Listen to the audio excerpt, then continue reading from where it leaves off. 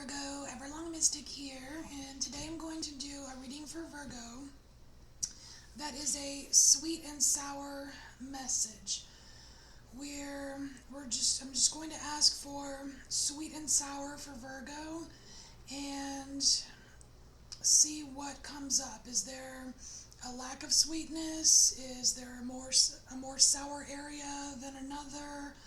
We'll just see what comes up. And I pre-pulled the first card for you, which is kind of like the area that this sweet and sour will be focused for you, Virgo, and you got the Yod Destiny card.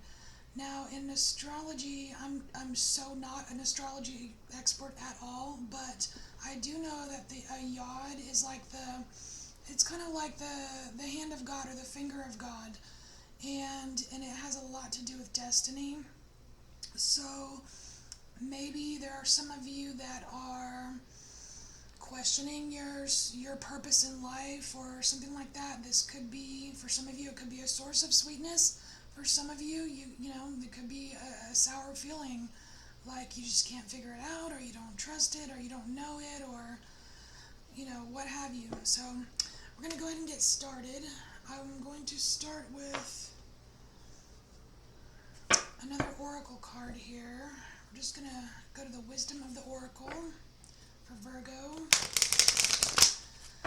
And as the cards come out, I'm kind of just going to place them as, you know, as my guides and my higher self kind of direct me, whether it's on the sweet side or the sour side. I'm kind of going with the flow. You're the first one I'm doing this for, Virgo, so bear with me. Okay, sweet and sour for Virgo in regards to their destiny. Sweet and sour for Virgo regarding destiny.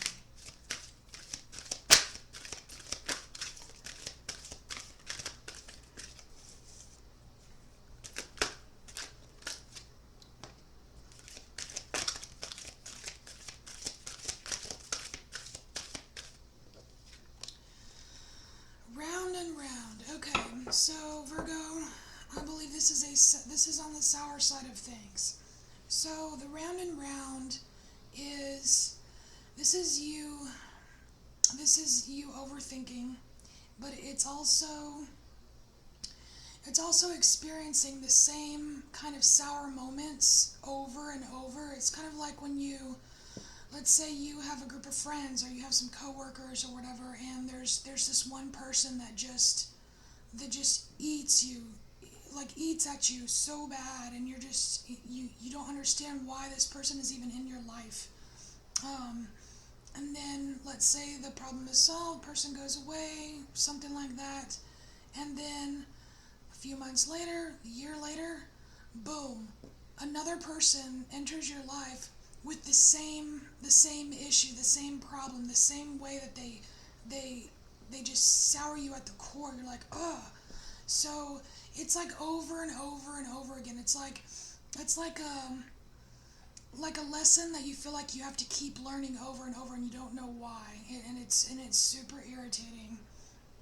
But the cool thing though about the whole round and round situation is that with this round and round card, like you start out in the center here, and you experience that thing, and you're at a certain place in your life, a certain development, certain part of your journey, what have you, and you react in a certain way. But as time goes by, you're more evolved, you're more mature, you grow as a person, and the way that you react to that situation changes. And then as the spiral expands, you encounter these situations less and less because of your own growth. But when they do appear, it triggers those old feelings, but it does happen less and less, and you're able to react more appropriately, like it's a cumulative kind of thing, and eventually it will peter out. But I do feel like this is some source of sourness for you, Virgo. And I'm a Virgo, and it is a source of sourness for me too. So you're not alone. Okay. So let me grab one more oracle card and see if there's a sweetness one for you. I do, when I was sitting out on the porch watching the birds, just thinking about what kind of series I was going to do next, I immediately got the sweet and sour because I was super inspired by the Libra Elven message because it was so sweet. And I was like, oh my gosh, what a good feeling. And I'm like, you know what? I should do something for the signs about sweetness, or, and I'm like, that's kind of imbalanced because, there is polarity in life. So I was like, oh, sweet and sour, that's perfect. All right. Sweet and sour for Virgo. Sweet and sour for Virgo.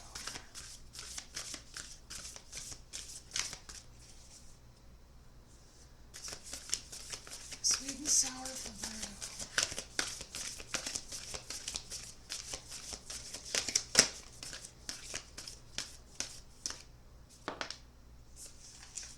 Oh, okay, so this is definitely a sweet card. Okay, Virgo. So you have the openness card. And this is really beautiful, Virgo. So this openness card, this is this full moon, and it has all of the constellations all around it here.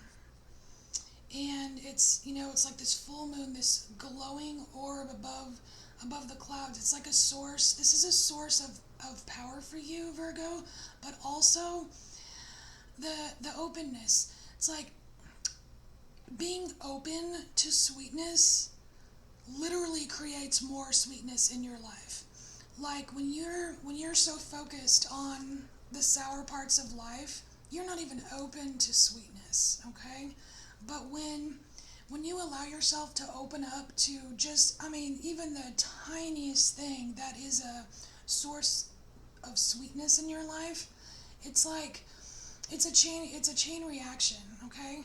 So it's like, you could even just be reading a book or watching a TV or, on YouTube, and you see some cute cat video in your feed and you click on it and it's the cutest thing you've ever seen and you laugh or you smile or whatever, or it could just be like that, like a tiny little delicious treat that someone brought you that was a surprise and it was, so sweet and kind and whatever. But like these little sources of sweetness that kind of pop up, be open to them because it is a chain reaction, and it kind of like perks you up so that you can see other sweetness out there, It's like being open to it, like automatically it's like a magnet where it draws. It's kind of like when you I don't know, like I'm thinking of like white trucks.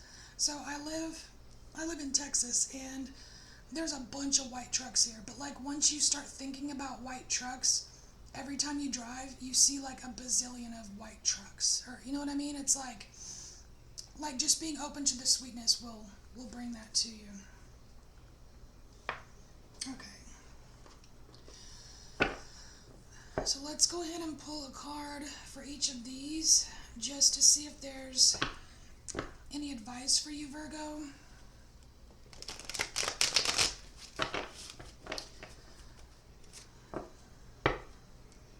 First, can we get advice for the area of destiny for Virgo?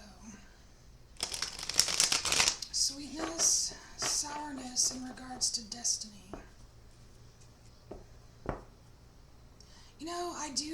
I do see that there's a very good balance here. There like as far as your destiny goes, Virgo, it seems to be very balanced right now.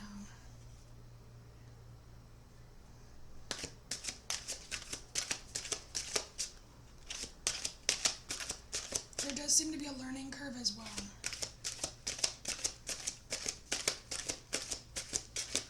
Okay, Virgo, destiny, sweet and sour.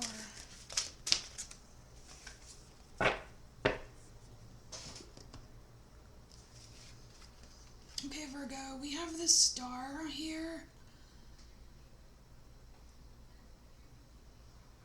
and this is really beautiful. This is telling me that, Virgo, you are the source. You are the source of your own healing. And this castle, or grand place here, it's like this is you, and it's sitting on top of this flower, and it's giving me like a double message, like it's like extreme heights, except that it's on top of a flower. I mean, flowers don't grow, hundreds of feet into the air, but it feels like the more that you heal, Virgo, that you can rise, like as far as your destiny goes, you are going to rise to great heights, Virgo. And it really does depend on your perspective. Again, there's like this, this balance of polarity. Because you can rise to great heights even if you are close to the ground. You know what I'm saying? And close to the ground, that is a Virgo thing, because you are an earth sign. And then we have here judgment. This is your wake-up call, Virgo. This is your wake-up call. This is like wake up and smell the magic kind of thing.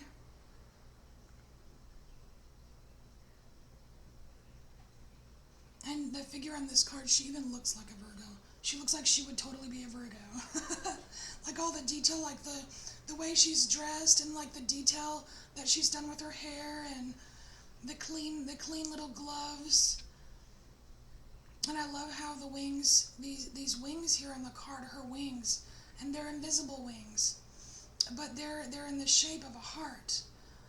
And this wake up call, it's like a wake up call to your sweetness. So I'm going to put it over here because it's related to your destiny, but it's also over here for the sweetness. It's like a wake up call to be open to the sweetness, Virgo. Oh, cool. So we have Ace of Pentacles here, and this also is this earth energy, kind of that, like the close to the ground part in the star card. This figure is literally sitting on the ground and just marveling at this beautiful creation coming up from the earth. And this creation coming up from the earth, it splits in two, and again, it looks like it's in the shape of a heart, just like the wings on the Judgment card, this wake-up call.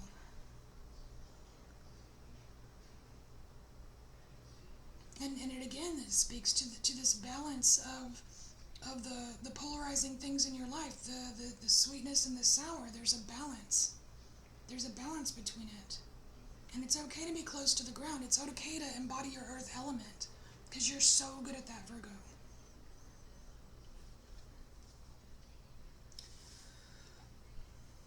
I feel like this is more sweetness too.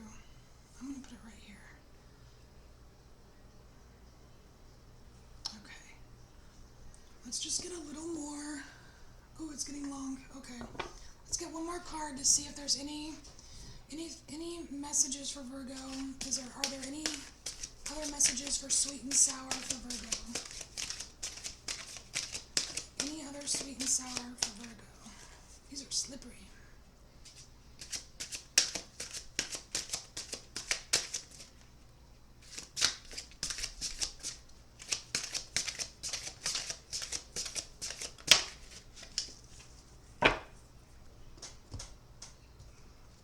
So we have King of Cups here, and this is what, a shark's in your belly. Okay, so this is, well, that makes sense, Virgo, because I think doesn't Virgo rule like gut health? And this is not a healthy gut right here. This is like, what was that movie, the Friday movie where he had bubble gut? Virgo, this is your bubble gut.